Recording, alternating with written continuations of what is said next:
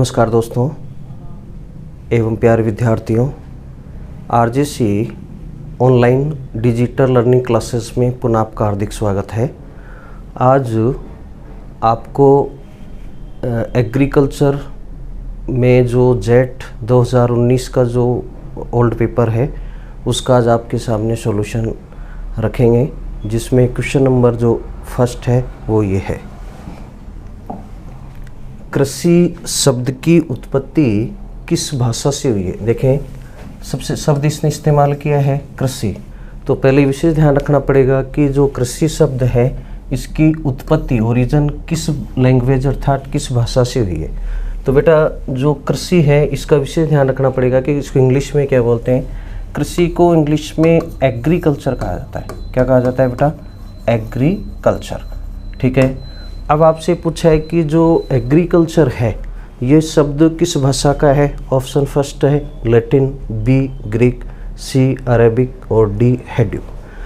अधिकांशतः जो शब्द हैं, जितने भी साइंटिफिक जो टर्मिनोलॉजी हैं, जो शब्द हैं, वो अधिकांशतः दो लैंग्वेज से बने होते हैं। एक शब्द होता है लैटिन और दूसरा शब्द होता है ग्रीक। ठीक है। अधिकांशतः लैंग्वेज जो इन शब्दों से मिलकर के बनी हुई है। तो इस तरह का जो आपके सामने शब्द है, तो एक इसके विशेष ध्यान रखें कि एग्रीकल्चर, जहाँ पर आपको कल्चर शब्द नजर आ जाए, ये विशेष रूप से ध्यान रखें। कल्चर खेती करना, अर्थात जहाँ पर कल्चर शब्द आ जाए तो ये विशेष ध्यान रखा कि इस तरह के जितने भी शब्द हैं एग्रीकल्चर को छोड़ करके, जैसे बहुत से हॉर्टिकल्चर है, सेरिकल्चर है, मोलेरिकल्चर है, जहाँ भी आपको कल्चर शब्द नज़र आ जाए तो विशेष ध्यान रखें वो शब्द बेटा कौन सी लैंग्वेज का होता है? लैटिन भाषा का। कौन सी भाषा का होगा? लैटिन भाषा का। तो ये विशेष रूप से ध्यान रखें कि जहाँ पर कल्चर शब्द आ जाए, कौन सा शब्द आ जाए? कल्चर। तो जो एक कल्चर शब्द आता है तो ऐसे जो शब्द हैं वो कौन सी भाषा से बने होते हैं? लैटिन भाषा से। लेकिन जहाँ पर कल्चर शब्द नहीं है, ठीक है, जैसे विभिन्न प्रकार के शब्द हैं, जैसे एग्रोनॉमी है, वो इस तरह का कल्चर शब्द नहीं है। विशेष और भी बहुत सारे हैं ऐसे शब्द जहाँ पर लॉजी शब्द, नॉमी शब्द, इस तरह के शब्द आते हैं। तो विशेष रूप से ध्यान रखें जहाँ पर किसी शब्द के पीछे यदि कोई शब्द, अर्थात अधिकांशतः आपको ये मिलेगा लॉजी शब्द लगा हो। क्या लगा हो बेटा? लॉजी। तो विशेष रूप से ध्यान रखें इस तरह का जो शब्द होगा वो कौन सी भाषा का शब्द होगा? वो ग्रीक भाषा का शब्द होगा। किस भाषा का होगा? ग्रीक। तो अब अपने शब्दों पे अपन पहुँचते हैं। कृषि पूछा है, एग्रीकल्चर, कल्चर आ रहा है, तो कौन से शब्द हो गया? लैटिन। अर्थात ये कौन सी भाषा का शब्द है? लैटिन। तो हमारा राइट आंसर भी कौन सा रहेगा? ए रहेगा। इसके साथ में आपको अरेबिक शब्द जो है, एक विशेष शब्द अपने एग्रीकल्चर में है मानसून। कौन सा है बेटा? मानसून। ये विशेष ध्यान रखें जिस पर ये दोनों ही शब्द काम में नहीं आएंगे, ना तो लैटिन आएगा ना ग्रीक आएगा, जबकि अरेबिक जो शब्द है वो जो मानसून शब्द है वो किस लैंग्वेज से बना हुआ है? अरेबिक लैंग्वेज से।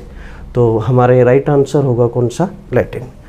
नेक्स्ट क्वेश्चन है बेटा किसी स्थान विशेष। विशेष ध्यान रखें, बहुत अच्छा क्वेश्चन है। किसी स्थान विशेष। स्थान विशेष का मतलब यहाँ से है कोई भी निश्चित स्थान। विशेष का मतलब यहाँ कोई निश्चित शब्द है। ठीक है। अर्थात कोई स्थान जो निश्चित है या निश्चित स्थान पर विशेष समय विशेष पर, अर्थात निश्चित समय पर, ठीक है, वातावरणीय दशा या स्थिति, अर्थात वायुमंडलीय दशा के बाद। वातावरणीय स्थिति का मतलब यहाँ क्या है? वायुमंडलीय दशा। तो ये किसी विशेष स्थान या निश्चित स्थान, अर्थात कम समय का आकलन कर रहा है, या तो दिन का कर रहा है, वीक का कर रहा है, या मंथ का कर रहा है। तो इस तरह की जो कंडीशन है जिनमें सभी प्रकार की वातावरण परिस्थितियां, जो वायुमंडलीय दशा है, इस संपूर्ण वायुमंडलीय दशा का योग क्या कहलाता है? ऑप्शन देखें, पहला लिखा है तापमान, दूसरा है पारिस्थितिकी तंत्र, तीसरा है बेटा जलवायु, और डी ऑप्शन अपने पास क्या है? मौसम। तो विशेष ध्यान रखें किसी निश्चित स्थान या निश्चित समय की वायुमंडलीय दशा या वातावरणीय स्थिति को क्या कहते हैं बेटा? मौसम कहा जाता है। क्या कहा जाता है? मौसम। ध्यान रखना मौसम और जलवायु एक दूसरे के पूरक मानते हैं। ठीक है। ये एक निश्चित समय में कम ड्यूरेशन, या तो डे का होगा, दिन का होगा, या सप्ताह का होगा, या मंथ से आगे यदि पहुंचता है तो वो लेंथ बढ़ेगी, लंबाई बढ़ेगी, अर्थात स्थान अधिक ज़्यादा क्षेत्र हो जाएगा, समय अधिक हो जाएगा। तो इस तरह की जो कंडीशन है वो कंडीशन फिर चेंज हो जाएगी, वो किसके अंतर्गत आ जाएगी, जलवायु के अंतर्गत आएगी। लेकिन इसने कम समय का पूछा है तो विशेष ध्यान रखें, तो उस अपना आंसर इसलिए क्या रहेगा, मौसम रहेगा।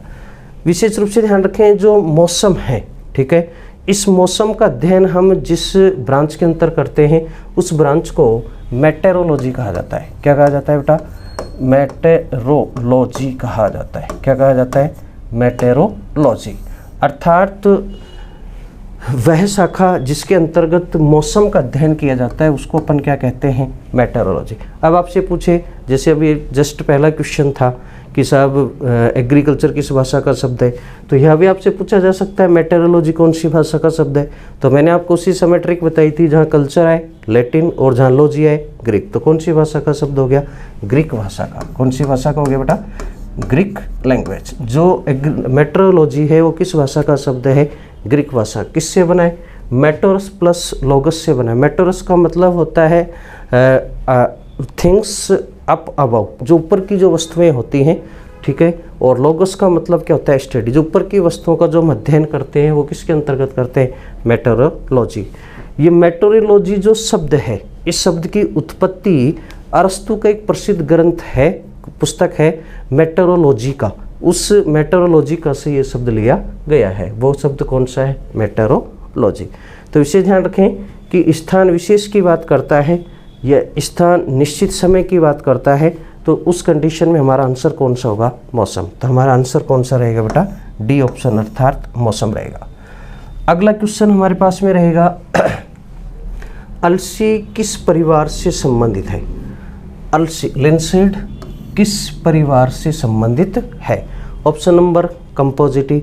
आपने सुना होगा कंपोजिटी के अंतर्गत क्या क्या आता है। ध्यान रखें, जरूरी नहीं है कि आपको आंसर ही आए, आप किसके साथ में लिंक के जितने भी ऑप्शन हैं उनका भी आपको पता होना चाहिए। तो सबसे कंपोजिटी है, कुसुम है, सूरजमुखी है। अर्थात मैं आपको लिख देता हूँ, जो कुसुम है, ठीक है, और कुसुम के साथ कौन सा है, सूरजमुखी। सूरजमुखी ये किस फैमिली के अंतर्गत आते हैं बेटा, कंपोजिटी के अंतर्गत, ठीक है। लिनेसी इसके अंतर्गत को क्या आता है बेटा, आपके आंसर आपको समझ में आ गया होगा कि अलसी किससे संबंधित है, लिनेसी। पेडेलिएसी बहुत अच्छा एग्जाम्पल, एक बार पुराना पेपर में भी आ चुका है, 2015 में पूछा है कि तिल किस फैमिली का है, कौन सी का है बेटा, पेडेलिएसी। तो पेडेलिएसी के अंतर्गत कौन सा अपने हैं, मुख्य रूप से क्या है, अपनी फसलों में तिल है।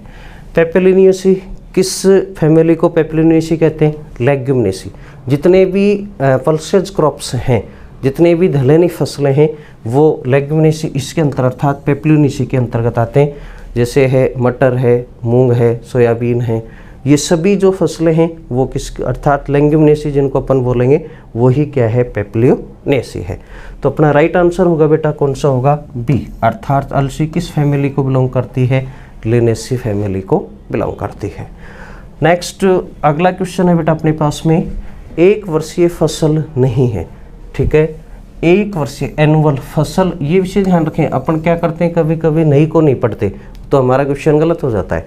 तो विषय ध्यान रखें, एक वर्षीय फसल नहीं है, अर्थात एक ऐसी फसल है जो एक वर्षीय नहीं है। कौन सी है, देखें सबसे पहले तो ये आपको पता होना चाहिए कि फसलें कितने प्रकार की होती है, ठीक है। आपने सुना होगा एक वर्षीय, एक वर्षीय, एक होता है द्विवर्षीय, ठीक है। फिर आप कहते हो कि साहब त्रिवर्षीय होता है, फिर आप कहते हो चतुर्वर्षीय होता है, ऐसा नहीं होता। ये विशेष ध्यान रखें, एक वर्षीय होता है, द्विवर्षीय होता है और बहुवर्षीय। विशेष ध्यान रखें, यदि मौसम के आधार पर फसलों को आप डिवाइड करते हैं तो फसल कितने प्रकार की, 3 प्रकार की, एक वर्षीय फसल, द्विवर्षीय फसल और फिर डायरेक्ट क्या आएगा, बहुवर्षीय। ध्यान रखें, यदि वो फसल चक्र पूछता है तो फिर अलग चीज़ है, फिर एक वर्षीय फसल चक्र, द्विवर्षीय फसल चक्र, फिर त्रिवर्षीय फसल चक्र, फिर चतुर्थवर्षीय फसल चक्र, इसके बाद कोई फसल चक्र बनता ही नहीं है। तो फसलों की बात करें तो फसलों में जो फसल के प्रकार हैं वर्ष के आधार पर उनको उगाई के उसके मौसम के आधार पर, तो एक वर्षीय, द्विवर्षीय और कौन सी होती है, बहुवर्षीय। अब देखें ऑप्शन पहला देखें, गेहूँ। आपने देखा होगा गेहूँ एक सीजन का है, ठीक है, रबी में इसको बोते हैं और जैसे ही मौसम ख़त्म होता है तो उसके बाद में इसकी हार्वेस्टिंग कर ली जाती है। तो ये एक वर्षीय फसल है, ठीक है तो ये क्या है, गलत, अपन को नहीं देखना है, नहीं है, ठीक है। मक्का खरीफ में बोते हैं, खरीफ में उसके मौसम में इसको क्या हार्वेस्टिंग कर लेते हैं, तो ये भी एक वर्षीय है, ठीक है। गन्ना आपने देखा होगा, आपने सुना भी होगा कि जो गन्ना है एक बार काटते हैं फिर दोबारा वापस जर्मिनेट होकर के वापस दोबारा फूटता है, अर्थात इसकी जो एक से अधिक मौसम तक ये रहता है। तो इसलिए जो गन्ना है एक वर्षीय, द्विवर्षीय भी नहीं कि 2 सीजन में चले, वो भी द्विवर्षीय का आपको सबसे अच्छा एग्जाम्पल बताता हूँ, अरहर। क्या है बेटा? अरहर। ध्यान रखें आपको कभी कंफ्यूज नहीं हो। अरहर द्विवर्षीय, बोते कब हैं? खरीफ में। हार्वेस्टिंग कब करते हैं? रबी में। तो ये विशेष रूप से ध्यान रखें। तो ये कौन सी फसल है? ये द्विवर्षीय फसल है। और उसके बाद में हम गन्ने की बात करें तो गन्ने को 1 साल, 2 साल, 3 साल तक अपन रख सकते हैं और एक ही बार अपन को उसकी सोविंग करनी पड़ती है, ठीक है। हार्वेस्टिंग हम 1 से अधिक बार कर सकते हैं। तो गन्ना कौन सा है? बहुवर्षीय। कौन सा है बेटा? बहुवर्षीय। तो विशेष रूप से ध्यान रखें कि गन्ना कौन सा है? बहुवर्षीय, ठीक है।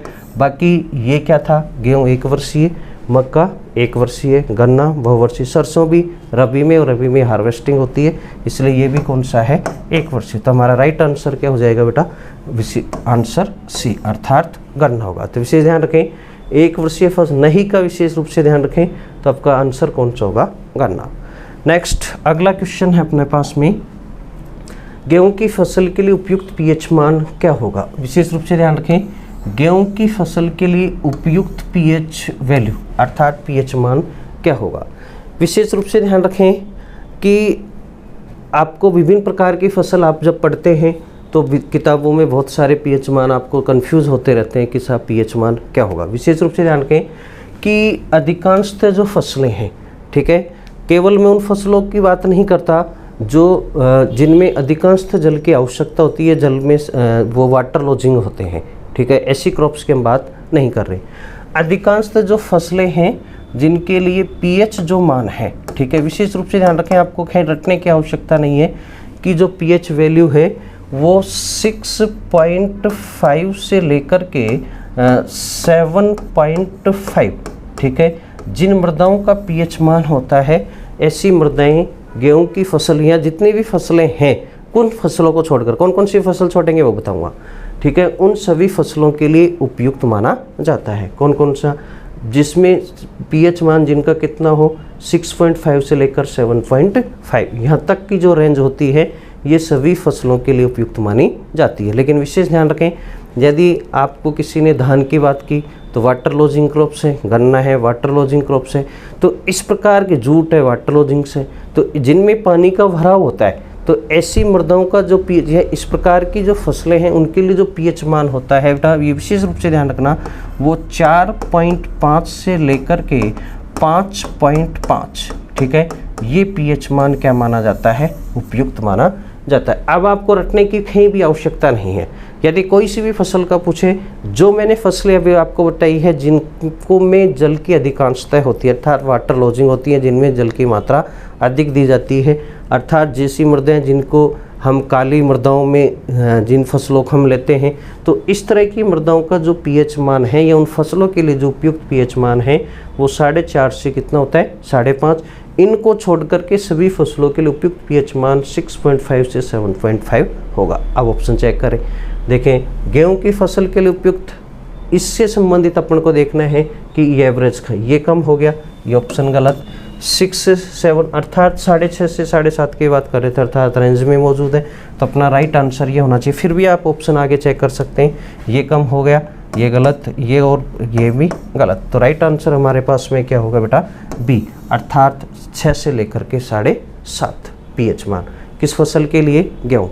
विशेष से ध्यान रखें जितनी भी हो, मैंने आपको पहले कॉन्सेप्ट क्लियर कर चुका हूँ कि आपको रटने की आवश्यकता नहीं। कोई सा भी क्वेश्चन जरूरी नहीं है कि गेहूँ आए, बाजरा है, मक्का है, जो है, कुछ भी है, आपके लिए सुटेबल पीएच मान ये होगा, ठीक है।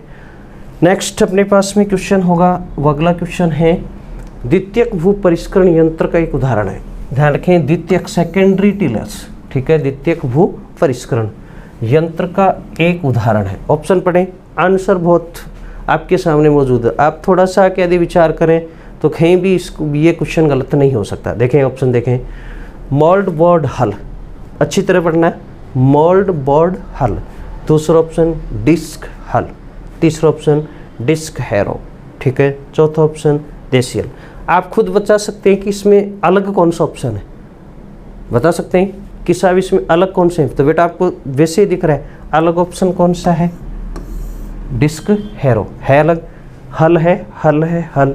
तो ये हल क्या है, ये प्राथमिक है, प्राथमिक भूपरिष्करण के यंत्र, ये तीनों यंत्र हल है वो किस में काम आते हैं, प्राथमिक भूपरिष्करण। बाकी दूसरा कौन सा था, हेरो। तो ये विशेष रूप से ध्यान रखें। तो आंसर ऑटोमेटिक अपने पास में क्या आ चुका है, सही। तो कुछ ऐसे क्वेश्चन आते हैं जहां आपको ऑप्शन के आधार पर तुरंत आपको आंसर भी पता लग सकता है। तो आंसर इसका क्या होगा बेटा, सी। नेक्स्ट जो अगला क्वेश्चन है, 100 किलोग्राम नाइट्रोजन तत्व उपलब्ध करवाने के लिए कितने किलोग्राम यूरिया की आवश्यकता होगी। बहुत अच्छा क्वेश्चन है। क्वेश्चन एक बार पहले भी मैं आपको समझा चुका हूँ, फिर भी दोबारा ये है। देखें 100 किलोग्राम नाइट्रोजन, बेटा 100 किलोग्राम क्या प्राप्त, नाइट्रोजन प्राप्त करनी है, ठीक है। किससे प्राप्त करनी है, यूरिया से प्राप्त करनी है।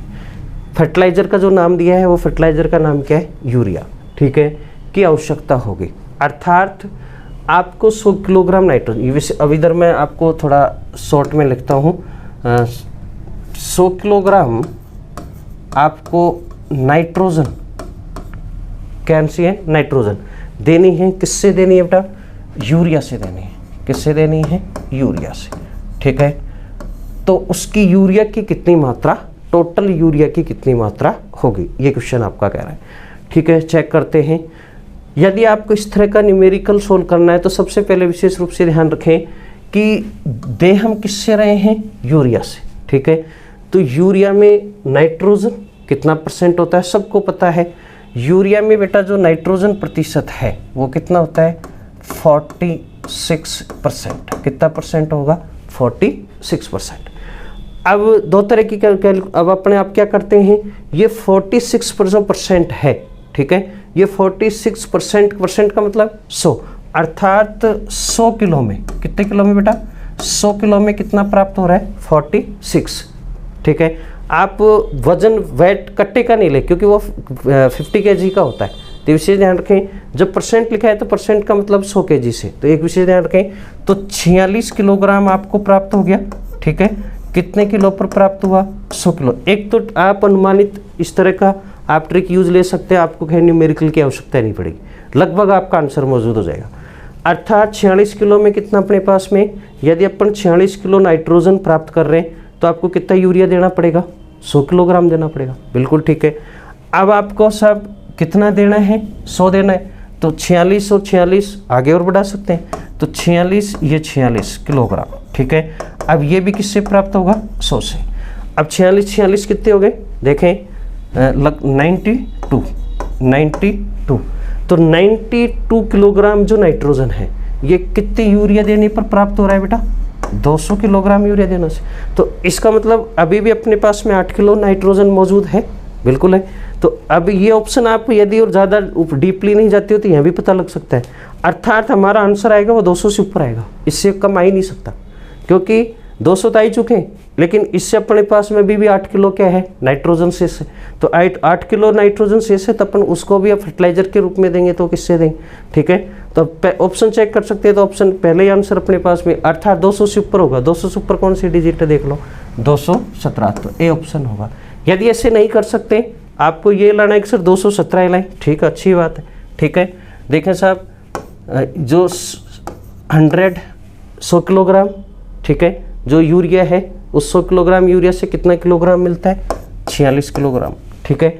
इसके बाद में कितना लेना है आपको, 100 किलो नाइट्रोजन प्राप्त करनी है, मल्टीप्लाई कर दें, 10,000 में भाग किसका दे दें, 46, कितना आंसर आ जाएगा, 217.39। ये आपका ऑप्शन है, और इसी के आधार पर आपका क्या है, ए ऑप्शन क्या है, राइट है। तो दोनों तरीके, यदि आपको ये सिस्टम समझ में नहीं आता है तो कोई बात नहीं, आप इस वे में भी आपका आंसर आप प्राप्त कर सकते हैं, क्योंकि ऑब्जेक्टिव क्वेश्चन है, आपका आंसर सही होना चाहिए, चाहे कोई से भी आइडिया से सही हो, लेकिन आंसर क्या होना चाहिए, सही। तो ऑप्शन होगा बेटा 7वें नंबर का अपना क्वेश्चन नंबर 7 का ए ऑप्शन। नेक्स्ट क्वेश्चन है, यंत्र चलित सतह सिंचाई विधि है, ठीक है, यंत्र चलित स्वयं सतह सिंचाई की विधि है, ठीक है। ऑटोमेटिक मेथड ये पूछ रहा है, जो सरफेस सिंचाई की ऑटोमेटिक विधि है उसको बेटा मुख्य रूप से केबल बेस मेथड के नाम से जाना जाता है, अर्थात बी ऑप्शन। इसके अलावा बेसिन मेथड, थाला विधि आपको पता है, ये भी ऑटोमेटिक नहीं है, ठीक है। प्रवाह विधि ये भी नहीं है, फ्लोटिंग जो अधिक जल वाले क्षेत्रों में अपनाई जाती है। खांचा विधि, ठीक है, ये भी नहीं है जो शुगर केन के लिए अपन अधिकांशतः अपनाते हैं। तो यंत्र चलित जो सतह सिंचाई की विधि है वो उसमें आंसर अपने पास में क्या होगा बेटा, बी, अर्थात केबल बेसन मेथड। अगला क्वेश्चन हमारे पास में है, क्वेश्चन नंबर है 9। मृदा अपरदन की रोकथाम का एक सच्चे, ये थोड़ा बेटा ये विशेष रूप से ध्यान रखें, ये गलत है। सच्चे की जगह ये है सस्य, क्या है बेटा, सस्य जनित उपाय नहीं है, ये विशेष ध्यान रखना है। ये शब्द जो पीछे जो लिखा होता है ही नहीं है, इससे अधिकांश हमारा क्वेश्चन क्या होता है, गलत हो जाता है। तो ये क्वेश्चन पूछ रहा है कि जो सॉइल इरेशन है, मृदा अपरदन है, उसको रोकने के लिए एक सस्य जनित उपाय नहीं है। ऐसा कौन सा इन सभी उपायों में से कौन सा नहीं है जो सस्य एग्रोनॉमी रिलेटेड नहीं है, ठीक है। ऑप्शन देखते हैं, पलवार, दूसरा समुच्चय कृषि, सी भूपरिष्करण और डी समुच्चय मेड़बंदी। देखें पलवार, मैंने कहा है कि सस्य जनित उपाय नहीं है, ठीक है। मल्चिंग पलवार अर्थात किससे संबंधित है, सस्य से जनित है, ठीक है। समुच्चय कृषि, ठीक है, कंटूर फार्मिंग, ये भी किससे संबंधित है, सस्य से संबंधित है, ठीक है। भूपरिष्करण टिलेज, ये भी किससे संबंधित है, सस्य से संबंधित है, ठीक है। और तीसरा हमारे पास में है समुच्चय मेड़बंदी, ठीक है। अब ये सस्य से संबंधित नहीं है, तो ये कौन सा है, ये बेटा यांत्रिक है। कौन सा है, उपाय तो है लेकिन ये कौन सा है, यांत्रिक है, मैकेनिकल है, क्या नहीं है, एग्रोनॉमिकल नहीं है। तो विशेष ध्यान रखें, ऑप्शन को कंप्लीट पढ़ें, आंसर ऑटोमेटिक आपके सामने आएगा, आपको कहीं कंफ्यूज नहीं होना, आराम से आप पढ़ें। तो इस तरह से बाकी 3 तो किससे अंतर्गत हैं, सस्य से, और 1 किसके अंतर्गत है, यांत्रिक। तो अपना आंसर कौन सा होगा बेटा, डी आंसर होगा। कौन सा नहीं है, डी, अर्थात समुच्चय मेड़बंदी। ये किससे संबंधित है, ये यांत्रिक उपाय से संबंधित है। अगला हमारा जो क्वेश्चन है, ये क्वेश्चन नंबर 10, केंद्रीय शुष्क क्षेत्र अनुसंधान संस्थान कहाँ पर स्थित है, अर्थात central arid region research institute कहाँ पर स्थित है। बेटा इसको अपन शॉर्ट में क्या बोलते हैं, काजरी, क्या बोलते हैं, काजरी, काजरी, ठीक है। Central arid zone research institute, जो ये काजरी है, ये काजरी को जो हिंदी में बोलते हैं केंद्रीय शुष्क क्षेत्र अनुसंधान संस्थान, ठीक है। ये इसकी क्या है कि हिंदी में इसको बोलते हैं। तो ये जो काजरी है वो कहाँ पर स्थित है, विशेष रूप से ध्यान रखें, सब जानते हैं लगभग कहाँ पर स्थित है बेटा, जोधपुर, अर्थात जोधपुर राजस्थान में काजरी स्थित है। तीसरा हमारे पास में जो ऑप्शन है, नेक्स्ट जो हमारे पास में क्वेश्चन है, बाजरे का वानस्पतिक नाम है, किसका, बाजरे का वानस्पतिक नाम है। देखें कुछ वानस्पतिक नाम को देखें, होर्डियम वल्गैर, पहला ऑप्शन अपने पास में क्या है बेटा, होर्डियम वल्गैर, बाजरे का क्या नहीं है। पेनिसिटम ग्लूकम, बिल्कुल कौन सा ऑप्शन हमारे पास में, बी ऑप्शन, अर्थात पेनिसिटम ग्लूकम है जो किसका बॉटनिकल नाम है, बाजरे का बॉटनिकल नाम है। इसके आपने देखा होगा जो होर्डियम जो वल्गैर है, ये होर्डियम वल्गैर किसका है बेटा, किसका है, होर्डियम वल्गैर जो का है, किसका है, जो का बॉटनिकल जो नाम क्या है वो होर्डियम वल्गैर है। तीसरा हमारे पास में दूसरा ऑप्शन आपको बताई दिया, पेनिकम मिलेयर, कौन सा है बेटा, पेनिकम मिलेयर, जो पेनिकम जो मिलेयर है ये किसका बॉटनिकल नाम है बेटा, ये बॉटनिकल नाम है सांवा का, किसका बॉटनिकल नाम है, सांवा, ठीक है, जिसको कुटकी भी नाम से जानते हैं, और इसको अपन लिटिल मिलेट भी कहते हैं, क्या कहते हैं, लिटिल मिलेट। विशेष रूप से ध्यान रखें, क्वेश्चन भी बहुत अच्छा है, लिटिल मिलेट के नाम से जानते हैं, किस नाम से जानते हैं, लिटिल मिलेट, अर्थात सांवा का ये बॉटनिकल नाम है। इसके सेटेलेरिया इटैलिका, बहुत अच्छा क्वेश्चन है, ये किसका बॉटनिकल नाम है, ये भी पूछ लिया जाता है, कांगनी, क्या बेटा, कांगनी, ठीक है, ये कांगनी का बॉटनिकल नाम, अर्थात आपको पूरे बॉटनिकल नाम पता होना चाहिए। इसको फॉक्सटेल क्या बोलते हैं इसको बेटा, फॉक्सटेल मिलेट कहते हैं। क्या कहते हैं बेटा, फॉक्सटेल मिलेट। अर्थात जी सभी है, ठीक है, बाजरा है, इसके बाद में सांवा है, इसके बाद में कांगनी है, ये सभी ही मिलेट्स के टाइप हैं कि मिलेट्स में बहुत सारे फसलें आती हैं, तो बाजरा भी उसी में आता है। तो बाजरा का पेनिसिटम ग्लूकम, ठीक है, और जो पेनिकम मिलेहर है ये किसका है, सांवा। इसको अधिकांशतः क्या बोलते हैं, लिटिल मिलेट के नाम से जाना जाता है। सेटेलिया जो इटैलिका है ये किसका है, कांगनी, इसको फॉक्सटेल मिलेट। कभी कभी क्वेश्चन डायरेक्ट आ जाता है कि फॉक्सटेल मिलेट का बॉटनिकल नाम क्या है या लिटिल मिलेट का बॉटनिकल नाम क्या है। तो विशेष रूप से ध्यान रखें कि बाजरा का जो वानस्पतिक नाम है वो क्या है, पेनिसिटम ग्लूकम या पेनिसिटम टाइफोडियम के नाम से भी इसे जाना जाता है। तो आंसर अपने पास क्या होगा, बी। नेक्स्ट क्वेश्चन हमारे पास में बेटा, गेहूं की उत्पत्ति स्थान है, ठीक है, पता है सबको, रटा हुआ क्वेश्चन आता है, केंद्रीय एशिया, ठीक है, अर्थात ए ऑप्शन आपका क्या है, राइट है। अगला क्वेश्चन हमारे पास में बेटा, अन्य सब कुछ इंतजार कर सकता है, विशेष बहुत अच्छा है, अन्य सब कुछ इंतजार कर सकता है लेकिन कृषि नहीं कर सकती, ये कथन किसका है, ठीक है। ये जो ये तो इस तरह के स्टेटमेंट है बेटा जो कोई नहीं पढ़ाते, लेकिन आरजीसी ने इस जो सेंटेंस को अपनी बुकलेट के ऊपर लिखा हुआ है कि उसमें ये लिखा हुआ है कि कोई भी वस्तु इंतजार नहीं कर सकती कृषि को छोड़कर। तो ये स्टेटमेंट है वो किसका है, जवाहरलाल नेहरू। अर्थात कौन सा आंसर बेटा इसका, डी ऑप्शन है। अगला जो क्वेश्चन हमारे पास में है, किसी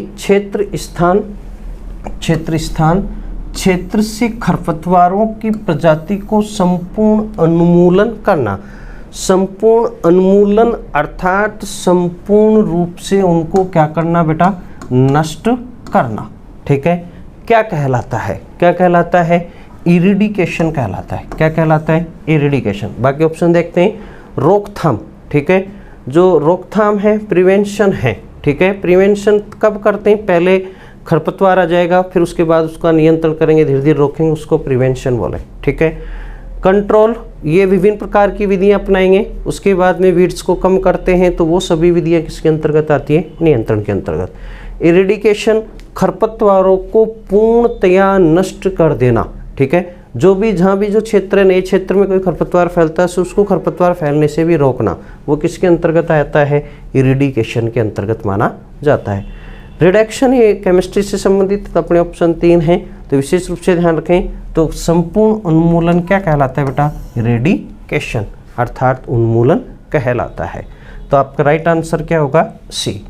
इसके बाद विद्यार्थियों अगला जो अपने पास में जो क्वेश्चन है वो क्वेश्चन नंबर 15, भारतीय कृषि अनुसंधान परिषद, ठीक है, भारतीय कृषि अनुसंधान परिषद, अर्थात बात किसकी कर रहे हैं बेटा, ICAR, ठीक है, के पदेन अध्यक्ष होते हैं, ठीक है। बहुत इंपॉर्टेंट क्वेश्चन है, अधिकांशतः आपको पता है कि ICAR की भी साल भर की तैयारी भी होती है, तो आपको पहले तो ये पता होना चाहिए कि ICAR है क्या। तो ICAR Indian council agriculture research, अर्थात भारतीय कृषि अनुसंधान परिषद, कहाँ पर स्थित है बेटा, ये स्थित है बेटा नई दिल्ली। ये विशेष रूप से ध्यान रखें, पहले कहाँ पर है, नई दिल्ली, अर्थात ICAR किस जगह स्थित है, नई दिल्ली में स्थित है। सबसे पहले इसका अपन आंसर पे भी है, इसके आंसर क्या है, अर्थात इसका पदेन अध्यक्ष कौन होता है, प्रेसिडेंट कौन होता है, इसके बारे में बात कर रहे हैं। तो भारत के प्रधानमंत्री होते हैं, नहीं होते, केंद्रीय शिक्षा मंत्री नहीं होता, भारत के राष्ट्रपति ये भी नहीं होता, मंत्रिमंडलीय कृषि सचिव, जो हमारे पास में जो एग्रीकल्चर यूनियन जो मिनिस्टर होता है, अर्थात डी ऑप्शन हमारे पास में रहेगा, जो यूनियन मिनिस्टर ऑफ एग्रीकल्चर, ठीक है, वो इस ICAR का बेटा क्या होता है, प्रेसिडेंट, अर्थात अध्यक्ष होता है। तो वर्तमान में अपन बात करें कि वर्तमान 2020 में अभी ICAR के जो पदेन अध्यक्ष है वो कौन से हैं, वो कौन है बेटा, वो आपको पता होगा, मैं पहले भी बता चुका हूँ कि भारत के जो केंद्रीय कृषि मंत्री हैं कौन है, नरेंद्र सिंह तोमर। कौन है बेटा, नरेंद्र सिंह तोमर, ये हैं जो कृषि मंत्री हैं, ये कृषि यूनियन एग्रीकल्चर मिनिस्टर हैं, यही आईसीआर के क्या होते हैं, अध्यक्ष होते हैं। तो विशेष रूप से ध्यान रखें कि आईसीआर के अध्यक्ष कौन होते हैं, जो एग्रीकल्चर यूनियन जो मिनिस्टर है, ठीक है। अब आपको ये भी पता होना चाहिए कि इसकी स्थापना कब हुई, और तो इसके बारे में आपको पता होना चाहिए। तो इसकी जो स्थापना है, एसटी जो ब्लाइज्ड है स्थापना, ये कब हुई बेटा, सबको पता है 16 जुलाई। कब हुई, 16 जुलाई 1929 में आईसीआर की क्या हुई, स्थापना हुई। तो विशेष वर्तमान में इसके अध्यक्ष हैं वो तो नरेंद्र सिंह तोमर, स्थापना 16 जुलाई 1929। एक चीज़ और विशेष ध्यान रखें, इससे क्वेश्चन हो जाता है, इसके डीजी डायरेक्टर जनरल अर्थात निदेशक भी पूछ लेते हैं। तो वर्तमान में इसके जो निदेशक हैं डॉक्टर त्रिलोचन मोहपात्रा है। कौन है, त्रिलोचन मोहपात्रा, जो क्या है अर्थात डॉक्टर त्रिलोचन मोहपात्रा, ठीक है। इसके क्या है बेटा, ये डायरेक्टर जनरल अर्थात निदेशक, ठीक है। तो ये विषय ध्यान रखें, जब आपको अध्यक्ष पूछा है तो इस क्वेश्चन रिपीट होकर के वो किस पूछा जा सकता है, निदेशक के बारे में भी पूछा जा सकता है। तो विषय ध्यान रखें कि आईसीआर जो है कहाँ पर स्थित है, नई दिल्ली में। स्थापना कब हुई, 16 जुलाई 1929। इसके पदेन अध्यक्ष होते हैं वो नरेंद्र सिंह तोमर होते हैं, जो यूनियन एग्रीकल्चर क्या है, मिनिस्टर है, ठीक है। और इसके वर्तमान में डीजी कौन है, त्रिलोचन मोहपात्रा, ठीक है। आपके आंसर समझ में आया होगा, अर्थात ये ऑप्शन भी साथ, तो हमारे पास आंसर क्या होगा, मंत्रिमंडलीय कृषि सचिव, ठीक है। अगले हमारे पास में जो इसका नेक्स्ट क्वेश्चन है बेटा, फलों की खेती के अध्ययन को कहा जाता है, ठीक है। ऑप्शन नंबर लिखा है इसने पोमोलॉजी, दूसरा फ्लोरिकल्चर, तीसरा ओलेरिकल्चर, और डी ऑप्शन ऑर्नामेंटल हॉर्टिकल्चर। तो ध्यान रखें, फलों की जो खेती है, ठीक है, फलों की खेती को बेटा क्या कहते हैं, पोमोलॉजी। तो फ्लोरिकल्चर किसको कहते हैं, फूलों की, किसकी बेटा, फूलों की जो खेती होती है उसको अपन क्या बोलेंगे, फ्लोरिकल्चर। ओलेरिकल्चर किसको बोलेंगे बेटा, सब्जियों, किसकी, सब्जियों की जो खेती है उस सब्जियों की खेती को अपन क्या बोलेंगे, ओलेरिकल्चर। और ऑर्नामेंटल जितने भी जो ऑर्नामेंटल प्लांट्स हैं, अर्थात जितने भी सुगंधित पौधे हैं, ठीक है, उन सभी का जो अध्ययन है वो ऑर्नामेंटल हॉर्टिकल्चर के अंतर्गत किया जाता है। तो फलों का हम किसके अंतर्गत करते हैं, पोमोलॉजी। तो राइट आंसर हमारे पास में क्या होगा बेटा, ए आंसर होगा।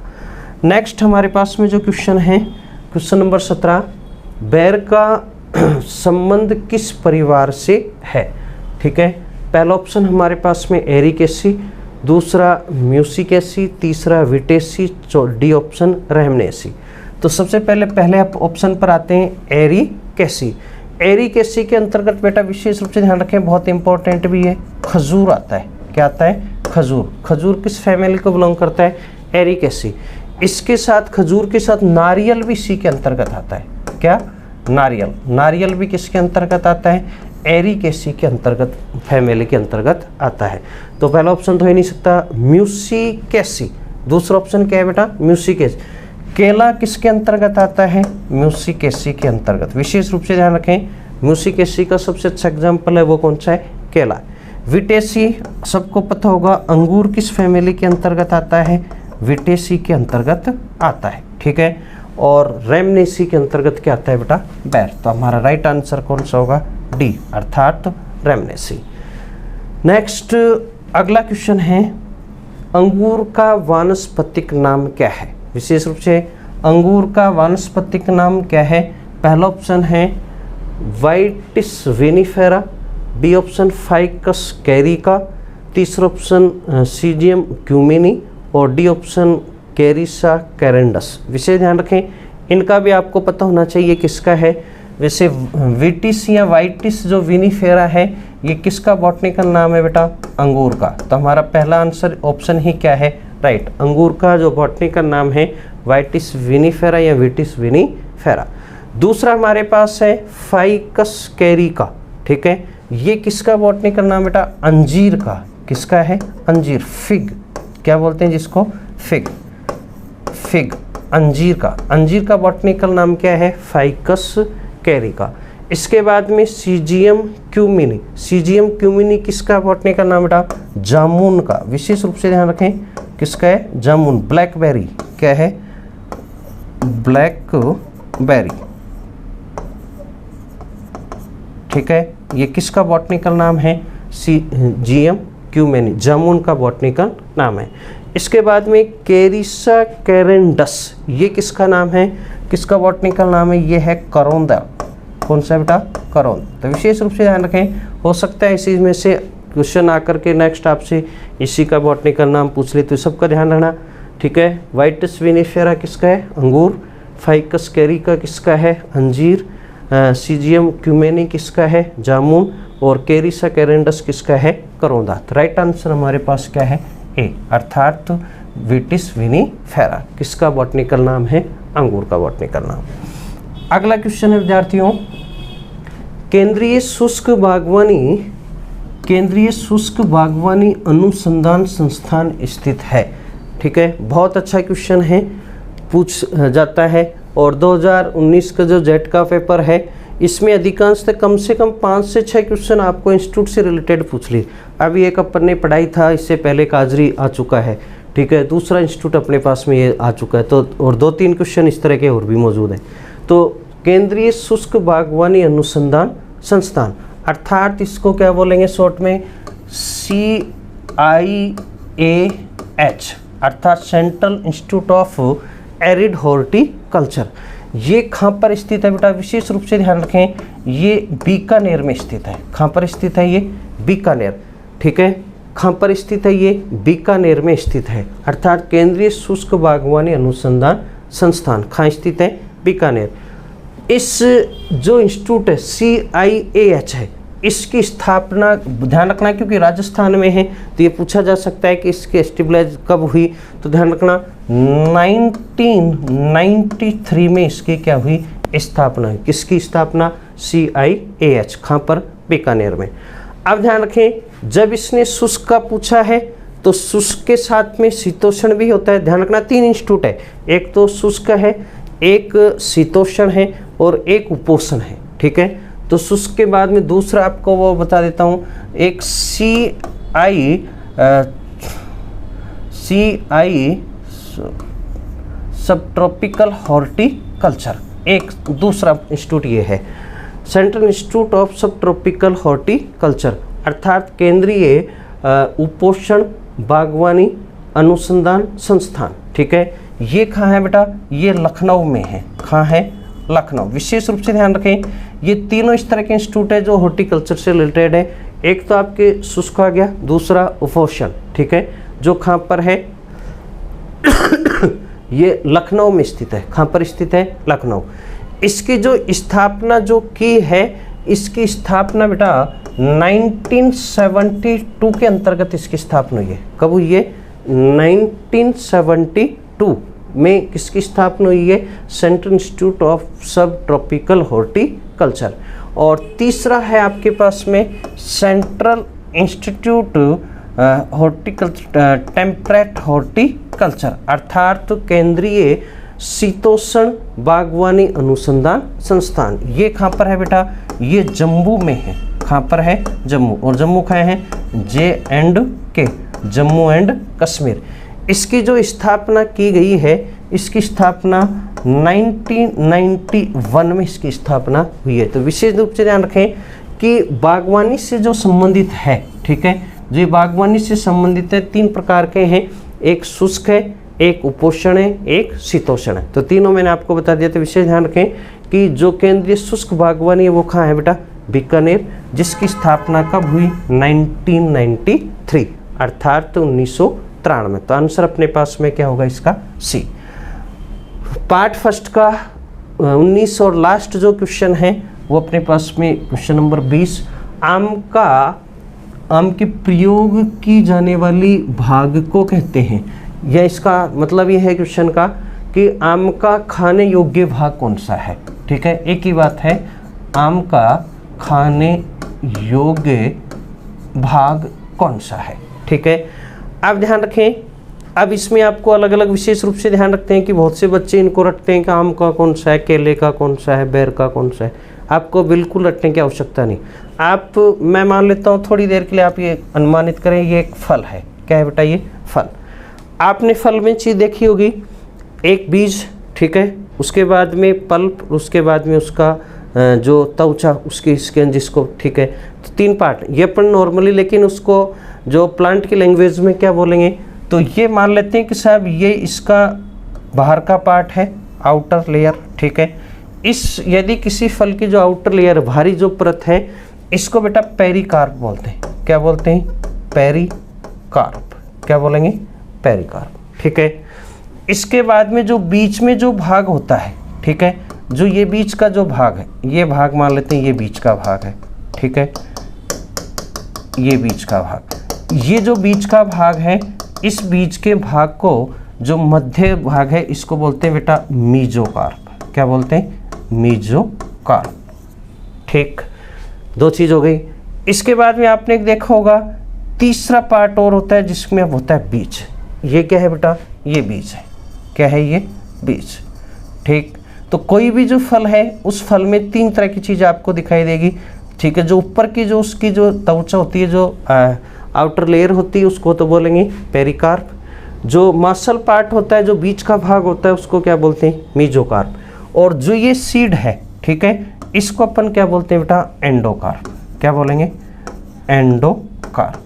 ठीक है, तो ध्यान रखना, कोई भी जो फल है तो उसमें खाने का कौन सा भाग है, उस फल को आप देख करके बता सकते हैं कि इसका आंसर क्या होगा। क्वेश्चन अपन से क्या पूछा है? आम।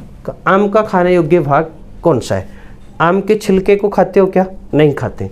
तो कौन सा पार्ट खत्म हो गया? ये पार्ट खत्म हो गया, अर्थात मीजोकार्प खत्म हो गया। गुठली खाते हो क्या? नहीं। गुठली कौन सा पार्ट होता है? एंडोकार्प। तो ये भी नहीं खाते, तो क्या खाते बेटा? मीजोकार्प। आंसर क्या हो जाएगा? मीजोकार्प। तो अपने पास में आंसर कौन सा होगा? बी होगा। ठीक है, तो इस तरह से ध्यान रखें, रटने की आपको कहीं भी आवश्यकता नहीं। हर क्वेश्चन को यदि आप उस सिस्टम से देखेंगे, समझेंगे, तो कोई क्वेश्चन आपका गलत नहीं होगा। ठीक है, इस तरह से पार्ट फर्स्ट के ये कितने क्वेश्चन हैं? 20, और इसी तरह से पार्ट सेकंड के शेष 20 क्वेश्चन आपको और आगे सॉल्यूशन देंगे। Thank you.